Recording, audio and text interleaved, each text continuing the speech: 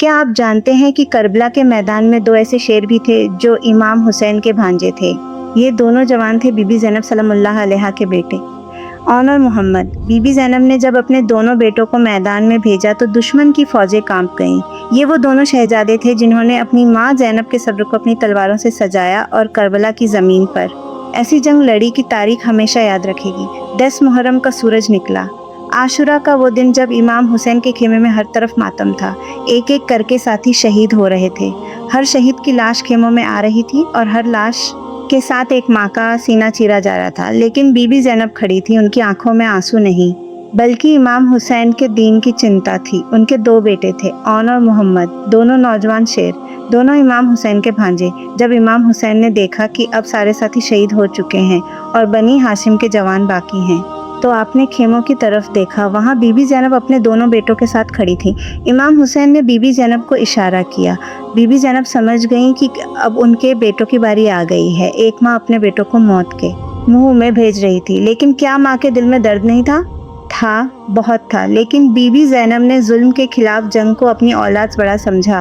Be be زینب نے اپنے دونوں بیٹوں کو گلے سے لگایا اور کہا، اون محمد، جاؤ اپنے چاچا حسین کی مدد کرو۔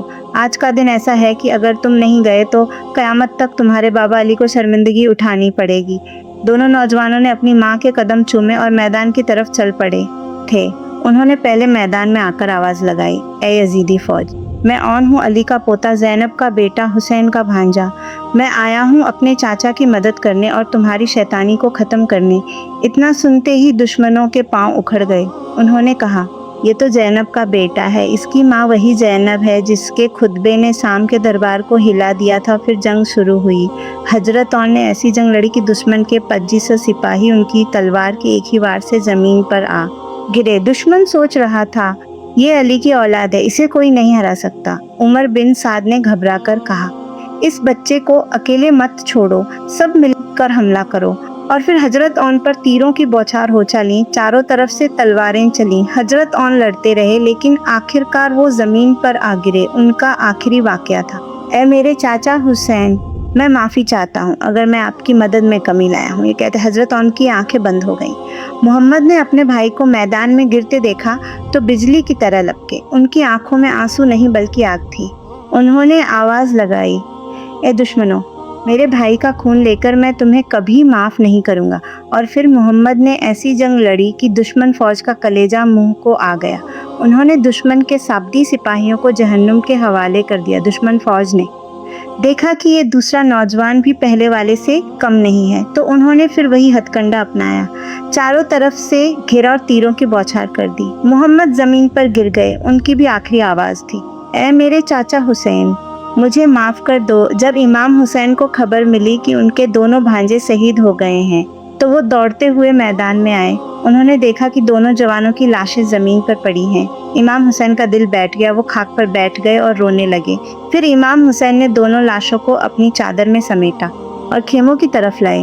جب بی بی زینب نے اپنے دونوں بیٹوں کی لاشیں دیکھیں تو وہ زمین پر نہیں گریں۔